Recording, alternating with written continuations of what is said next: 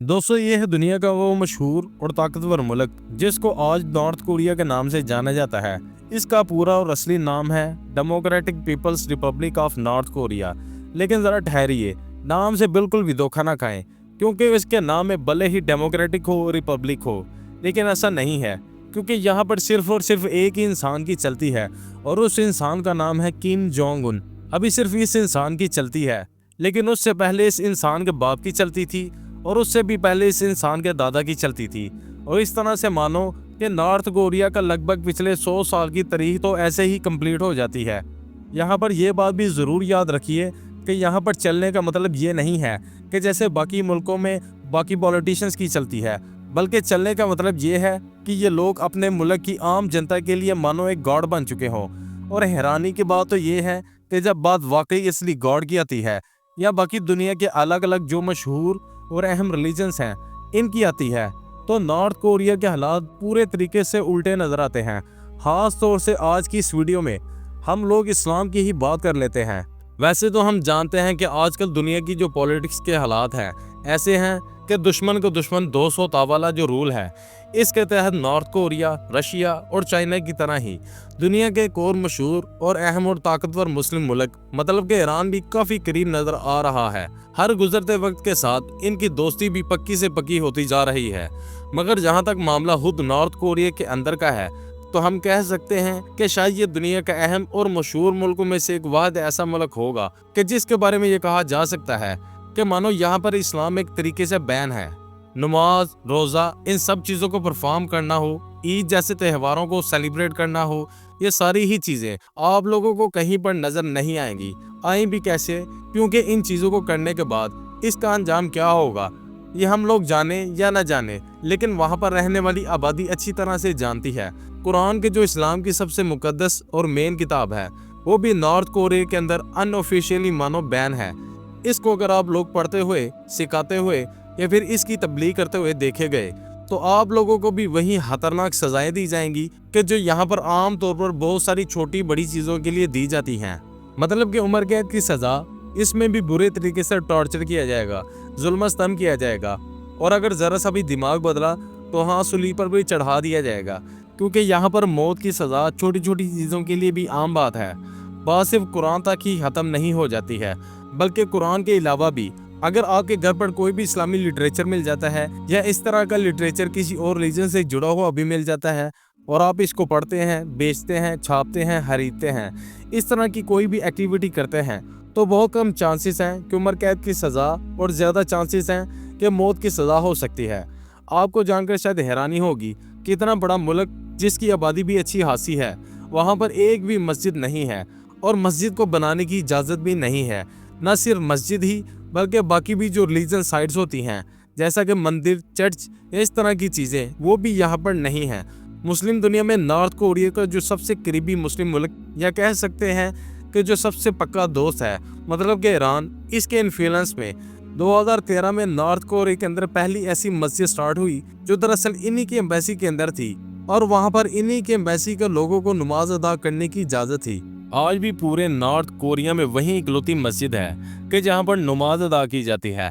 और Iranian diplomats के अलावा जो बाकी भी मुस्लिम मुल्कों के डिप्लोमेट्स वहाँ पर होते हैं जैसा कि इंडोनेशिया वगैरह, इनके भी लोग नमाज अदा कर लेते हैं। लेकिन हाँ, अगर वहाँ पर कोई नमाज अदा नहीं कर सकता है तो वो है नॉर्थ कोरिया के लोग, और अगर उन्होंने इसमें एंटर करने की कोशिश की तो इन लोगों का अंजाम क्या होगा ये मुझे आप लोगों को बताने की ज़रूरत नहीं है। वैसे मुमकिन है कि अगर आप लोग इंटरनेट की तरफ जाएंगे तो गूगल वगैरह आपको नॉर्थ कोरिया के अंदर मौजूद बहुत सारी रिलीजियस हिस्टोरिकल साइट्स भी दिखाए, मतलब कि अलग अलग मजहबों के टेंपल, चर्च या हो सकता है मस्जिद वगैरह भी। तो याद रहे वो सिर्फ दिखाने के लिए है, खास तौर से जो टूरिस्ट आते हैं इनको विजिट करवाने के लिए, ना कि इस्तेमाल करने के लिए। क्योंकि हो ना हो आज भी नॉर्थ कोरिया ऑन रिकॉर्ड तो एक डेमोक्रेटिक मुल्क है। वहाँ पर नाम के लिए इलेक्शन भी होते हैं और ऑन रिकॉर्ड मतलब कि कॉन्स्टिट्यूशन के हिसाब से भी देखा जाए तो भले ही नॉर्थ कोरिया के थीस्ट मुल्क है, मगर साथ ही साथ इसका कॉन्स्टिट्यूशन सारे मजहबों को फॉलो करने की आज़ादी भी देता है। लेकिन ग्राउंड रियलिटी क्या है, सच्चाई क्या है, ये तो आप लोग अभी तक इस वीडियो में जान ही चुके होंगे। वैसे दोस्तों, वर्थ नोटिसिंग बात ये है कि इस्लाम के लिए नॉर्थ कोरिया में हालात हमेशा से ऐसे नहीं थे। बल्कि आपको जानकर शायद हैरानी भी होगी कि नॉर्थ कोरिया या साउथ कोरिया जो किसी दौर में एक ही हुआ करते थे, ये पूरा एरिया तो इस इलाके के इन खास इलाकों में एक था कि जहाँ पर इस्लाम बिल्कुल शुरुआती दौर में ही आ गया था, मतलब शुरुआती 1-2 सदी के अंदर ही, और वो भी बिल्कुल इंडोनेशिया और इंडिया की तरह। यहाँ पर भी इस्लाम की एंट्री ट्रेडर्स मतलब के व्यापारियों के जरिए से हुई थी, और इसके बाद इस्लाम यहाँ पर बड़ी तेज़ी के साथ परवान चढ़ा और कम वक्त के अंदर ही यहाँ पर रहने वाले मुसलमानों की आबादी अच्छी खासी हो गई थी। यहाँ पर रहने वाले मुसलमानों ने भी दुनिया के बाकी इलाकों में रहने वाले मुसलमानों की तरह अपने वक्तों में मॉस्क मतलब के मसाजिद वगैरह भी तामीर की थी। बाद में जैसे जैसे यहाँ पर जंगें हुई, खास तौर से शुरुआत हुई मंगोलों के हमले से, और इसके बाद अलग अलग दौर में जो बड़े बड़े हमले हुए, इसकी वजह से यहाँ पर रहने वाले मुस्लिम आबादी को आसपास के इलाकों में भागकर पनाह लेनी पड़ी, और इन आसपास के इलाकों में भी खास तौर से चाइना का नाम आता है। मगर फिर भी हर हाल में कोरियन पेनिनसुला में मुसलमानों का और इस्लाम का वजूद बरकरार रहा। मगर फिर वक्त आया 1945 का कि जब ये नया नॉर्थ कोरिया वजूद में आया कि जिसको आज के दौर में हम देखते हैं, और 1948 से यहाँ पर राज शुरू हुआ एक नए इंसान का जिसने सब कुछ बदल कर रख दिया। इस इंसान का नाम था किम संग जू, और यही इंसान मौजूदा सुप्रीम लीडर मतलब कि किम जोंग उन का दादा था। आने वाले साल में मुसलमानों के लिए अब मुश्किल से मुश्किल हालात होते चले गए,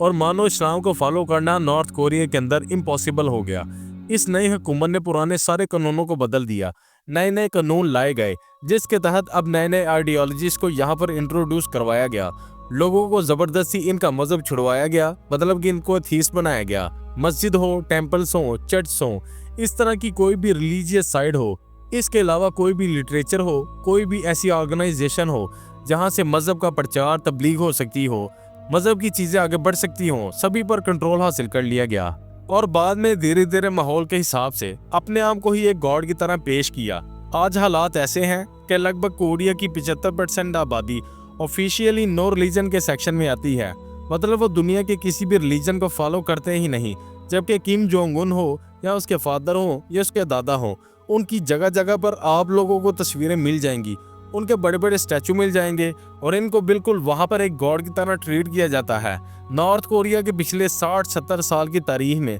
सबसे ज़्यादा टारगेट मुसलमानों और ईसाइयों को किया गया है। ईसाइयों को इसलिए भी टारगेट किया गया है क्योंकि यहाँ की हुकूमत ने इसको एक वेस्टर्न मजहब के तौर पर देखा, और जाहिर है वेस्टर्न वर्ल्ड नॉर्थ कोरिया को अपना सबसे बड़ा दुश्मन मानते ही आए हैं। यहाँ पर रहने वाले जो मुसलमान और ईसाई थे, उनमें से वक्त के साथ कुछ तो वहाँ से भागने में कामयाब रहे, कुछ साइलेंट हो गए, मतलब वो आज भी शायद खुफिया तौर पर अपने रिलीजन को फॉलो करते होंगे, जबकि कुछ शायद कन्वर्ट भी हो गए हों, मतलब कन्वर्ट के नो रिलीजन के सेक्शन में पहुंच चुके होंगे। बाकी दोस्तों, आखिर में मैं आप लोगों से भी जानना चाहूँगा कि पर्सनली नॉर्थ कोरिया के इन हालात पर आप लोगों की क्या राय है। कमेंट बॉक्स में अपनी कीमती वक्त निकाल कर ज़रूर बताएं। वीडियो अगर इन्फॉर्मेटिव लगी हो तो लाइक करने के साथ साथ दोस्तों के साथ ज़रूर शेयर करें, और ऐसी ही नॉलेजेबल और हिस्टोरिकल वीडियोस हमेशा देखने के लिए हमारे चैनल को सब्सक्राइब करने के साथ साथ बेल आइकन को ज़रूर प्रेस करें।